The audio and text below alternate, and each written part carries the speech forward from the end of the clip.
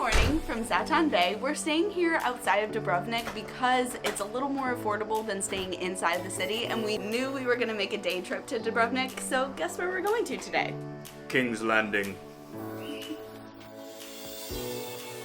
If you're staying outside of the city of Dubrovnik, you have a few options for public transportation. The only thing about the public transportation is it will take you to the port stop, which is about a 45-minute walk outside the actual old town of Dubrovnik. So up to you. If you got your walking shoes, go for it, but we chose to Uber instead.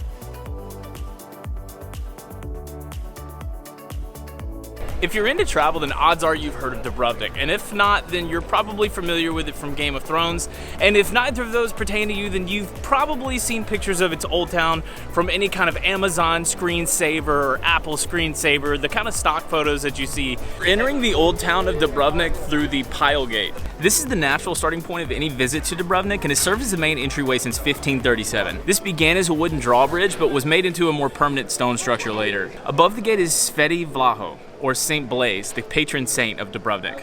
Inside the city walls are Baroque churches, monasteries, palaces, cobbled streets, and marble squares that'll make you not want to venture out from the area. The old town's been the heart of Dubrovnik for centuries and gives a little glimpse into the world during medieval times. Nowadays, the area is a UNESCO World Heritage Site and attracts thousands of tourists like us every year.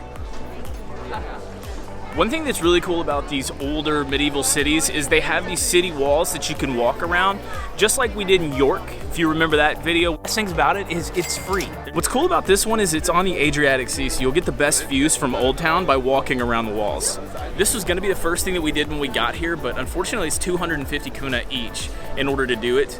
That is $66 for the two of us to walk the city walls, and we just don't have that kind of money. But I'm gonna fly the drone and I'm gonna get some pretty cool shots of Old Town and the city wall, so not gonna leave that out.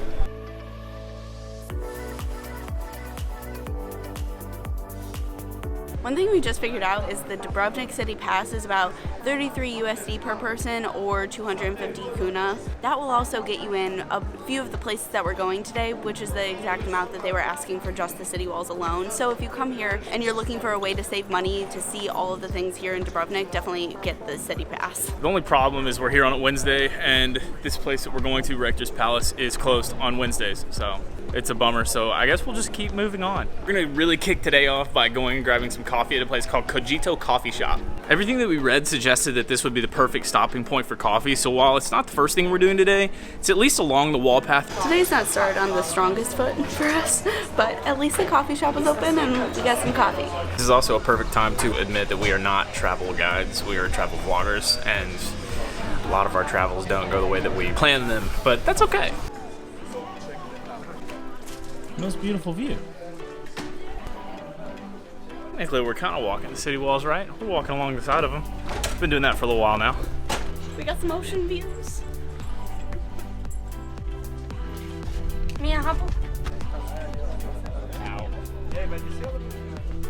We're outside of the city walls at a place called Busa Bar, and there's like a little swimming dock. You can also jump from the rocks. I don't think I'm gonna be doing that. I'm gonna make a business decision and not jump from the rocks because, you know, heights and all. But still gonna do a little bit of swimming.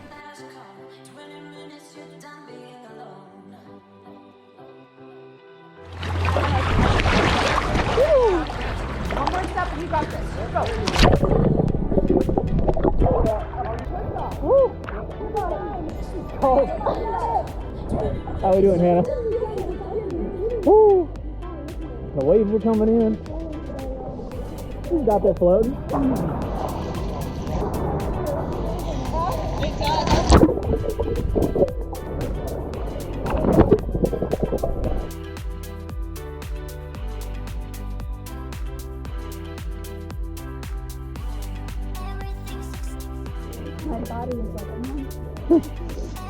That was fun.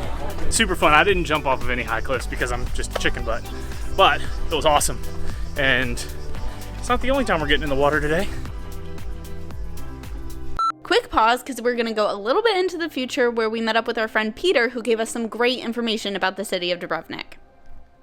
We met up with one of our friends from Zagreb and he's taking us around the city. We're so lucky that he's a historian and is telling us all the good things about this city, so we're going to point him out here. First up, we stop by the Old Port. The Old Port isn't where all of the cruise ships come in, but you will find lots of boat charters and tours to the various locations outside of Dubrovnik. Peter also told us that there are sometimes water polo tournaments hosted in the port. You may not know this, but there's a very large water polo presence here in Dubrovnik. Walking through the East Gate, you will find a map outlining the siege of Dubrovnik. From 1991 to 1992, Croatia was at war seeking independence. Pavo Urban was a Dubrovnik native and photographer for the local newspaper documenting the siege on his homeland. He was killed during one of the heaviest shellings in Old Town on December 6, 1991. In addition to the fantastic history lesson, Peter also let us in on some fun facts about Dubrovnik. And this is the 22nd best club in Europe, so if you're into that, gotta get clubbing.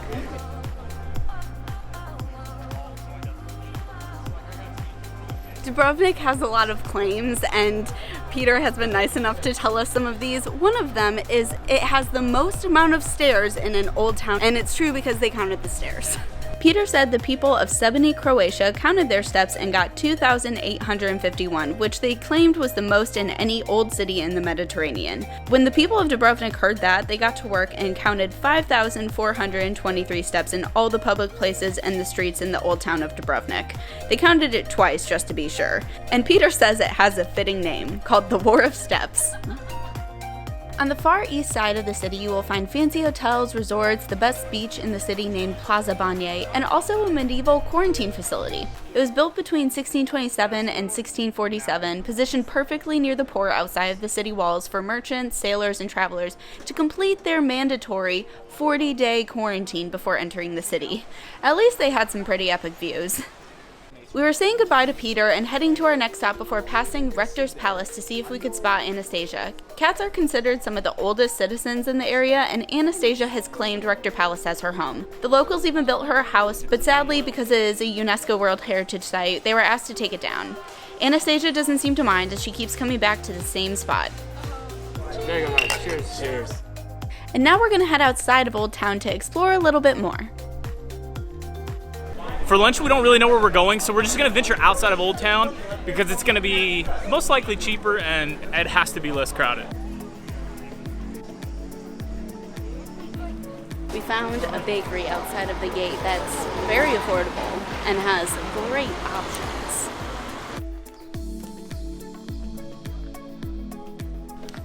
Lunch is served. Nice little lunch spot. We've done a lot of exploring in the Old Town, but just outside of Old Town is a place called West Harbor. This is also the location for Blackwater Bay and King's Landing, so. Are you sensing that Trey is a huge Game of Thrones fan? Yeah, big Game of Thrones fan.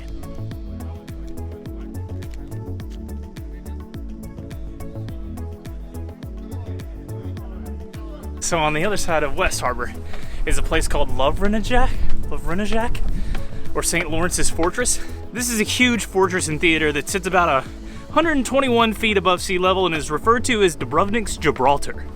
It's famous for resisting Venetian rule in the 11th century and has recently served as a host for the Red Bull cliff diving circuit. Want to enter, it's 100 kuna each. So if you're here, it's something you should do if you choose to.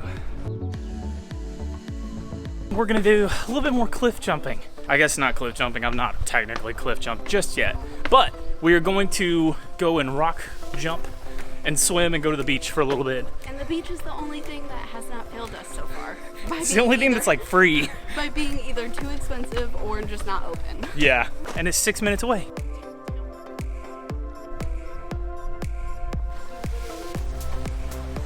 You do it first. No, you gotta jump. So this beach isn't like the jumping spot that I thought it'd be. I mean, it's a good little swimming spot. It's just not got like big rocks to jump from or anything like that. It's also not very deep. It's low tide today, so it's very clear, which is really nice, but it's not very deep at all. Woo! My hair's so beautiful right now. Hey!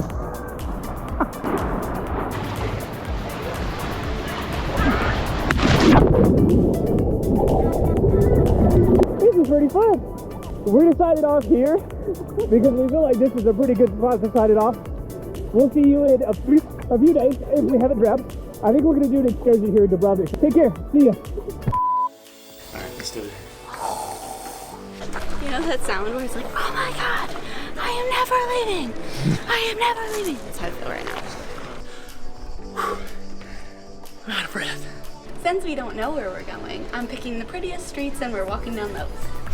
There are gelato shops everywhere, and Hannah and I were eating a lot of sweets, so we set a goal for ourselves not to eat sweets for a week. And we're on day what, 4? It's very Day difficult. too long.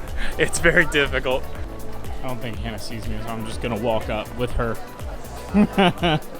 Very hilly city. Very, very hilly city. Well, the good thing is I don't see anybody who's like totally exposed. If you've been to Europe, you know what I mean. Right I there. don't have to do anything. So much salt. Oh, who knew the ocean had so much salt in it? Not me. Not this much salt.